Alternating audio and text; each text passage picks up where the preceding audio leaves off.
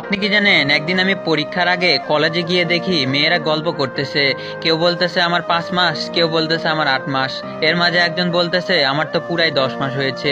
এই কথা শুনে আমি তো অবাক, কি ব্যাপার, বিয়ে হয়নি অথচ এরা কার কয় মাস নিয়ে ব্যস্ত। কিছুক্ষণ পরে একটি ছেলে দৌড়ে এসে বলতেছে আমার 11 মাস হয়েছে। এই কথা শুনে আমি তো বেহুশ। 3 দিন পর হাসপাতালে হুঁশ ফেরার পর বন্ধুদের কাছ থেকে শুনলাম তাদের নাকি কলেজের বেতন বাকি।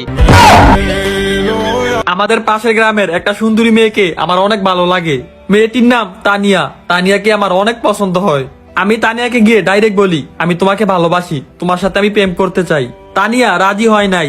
আমার সাথে প্রেম করার জন্য তাকে আর 2-3 বার বলি, তারপরও সে রাজি হয় না। তখন আমার অনেক রাগ উঠে যায়।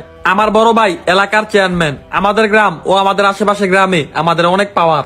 এরপর তানিয়াকে আমি ঠেট দেই, তুমি যদি আমার সাথে প্রেম না করো আমি তোমাকে 2 দিনের মধ্যে গ্রাম ছাড়া করব। এই কথা শুনে তানিয়া একটা মুচকি হাসি দিল।